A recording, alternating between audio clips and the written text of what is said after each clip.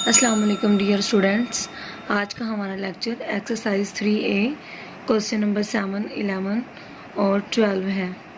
Question number 7, 11 और 12 में divisible by 3, 9 और 6 हैं, जिसमें हम सीखेंगे कि हम क्वेश्चन को बगैर डिवाइड किए 3, 9, 6 पे कैसे डिवाइड करते हैं, यानी हमें कैसे पता चलता है कि ये 3 पे डिवाइड हो रहा है। बहुत ही इजी तरीके से मैं आपको बताऊंगी। आई होप आपको बहुत अच्छे से समझ आ जाएगी। क्वेश्चन नंबर 1 की तरफ चलते हैं हम। क्वेश्चन नंबर 1 है हमारा 997।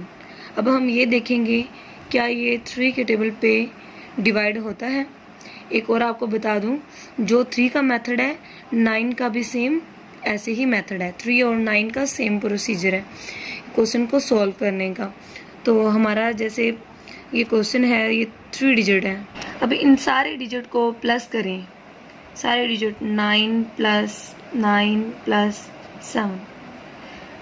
अब 1 2 3 है। अब देखिए 9 9 18 18 और 7 है हमारे पास 25। अब आप ये देखें कि 25 3 के टेबल पे डिवाइड होता है। क्या 3 के टेबल पे 25 आता है? नो। तो ये 3 का डिविजिबल नहीं है। अब आप ये देखिए कि 9 का भी सेम यही प्रोसीजर है। तो 9 को आप इन 3 डिजिट को प्लस करके देखें तो 25 ही आएगा। तो क्या 9 के टेबल पे 25 आता है? नहीं। तो फिर ये 3 और 9 का डिविजिबल नहीं है। अब हम ये चेक करेंगे क्या ये 6 के टेबल पे डिवाइड होता है।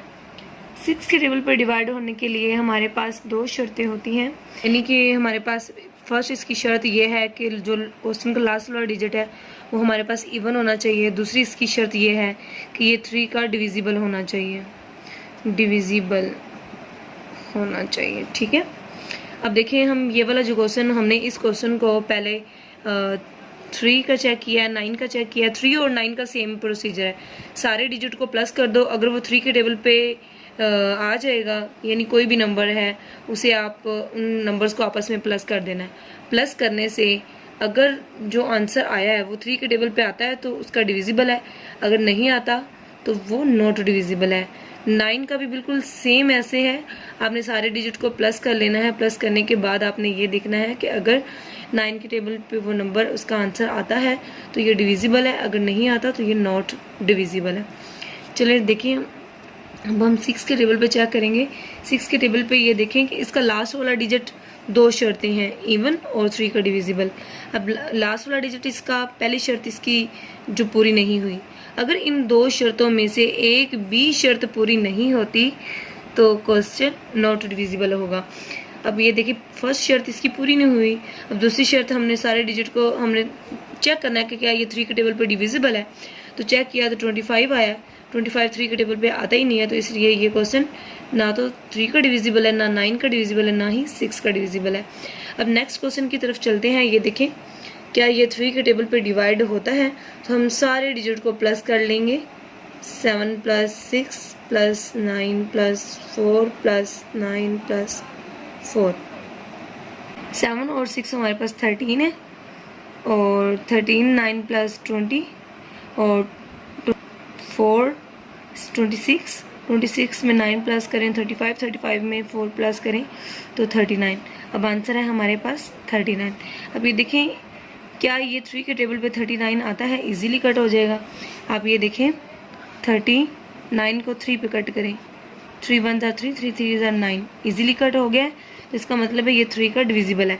अगर ये 3 का डिविजिबल है तो ये 9 का भी डिविजिबल है। अब 6 का डिविजिबल आपने चेक करना है। 6 के डिविजिबल के लिए आपके पास 2 शर्तें थी। एक शर्त थी कि लास्ट वाला डिजिट हमारे पास इवन होना चाहिए। दूसरी शर्त ये थी कि इसका 3 का डिविजिबल होना चाहिए। मैं आपको ये बार बार बता रही हूँ कि अगर इन 2 शर्तों में से एक भी शर्त पूरी नहीं होगी तो क्वेश्चन नॉट डिविजिबल होगा। अभी देखिए इसकी फर्स्ट शर्त पूरी हो रही है कि इसका लास्ट वाला डिजिट इवन है। अब देखिए दूसरी, क्या ये 3 का डिविजिबल है? यस, ये 3 का डिविजिबल भी है, क्योंकि अभी मैंने आपको चेक करके दिखाया है। तो ये 3 का डिविजिबल भी है। इसका मतलब है कि ये 6 का भी डिविजिबल है। अंडरस्टैंड? अब ये क्वेश्चन है, ये भी ऐसे करना है आपने। 3 और पहले हम 3 और 9 का डिविजिबल चेक कर लेते हैं। अगर ये 3 और 9 का डिविजिबल है तो इसका मतलब है कि 6 का भी हो सकता है कंफर्म नहीं है कि ये 6 का ही होगा, बट हो सकता है। पहले हम 3 और 9 का चेक कर लेते हैं, क्योंकि 3 और 9 का सेम प्रोसीजर है, इसलिए हम 3 और 9 का चेक करेंगे।